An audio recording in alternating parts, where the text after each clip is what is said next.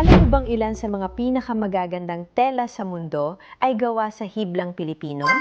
Abaka, pinya, at iba pang natural fibers na ipinagmamalaki ng Pilipinas. Pero sa kabila ng world-class na kalidad nito, marami pa ring fiber farmers at weavers ang nahaharap sa mataas na gastos, kakulangan ng suporta, at matinding kompetisyon mula sa imported products. Kaya isinusulong natin ang Senate Bill 2233, Philippine Fiber Industry Development Act.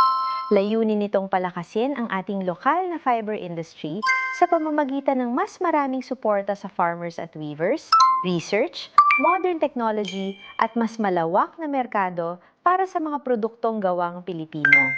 Dahil kapag umunlad ang ating fiber industry, lumalakas din ang kabuhayan, napapangalagaan ang ating kultura, at mas naipapakilala sa mundo ang galing ng produktong Pilipino.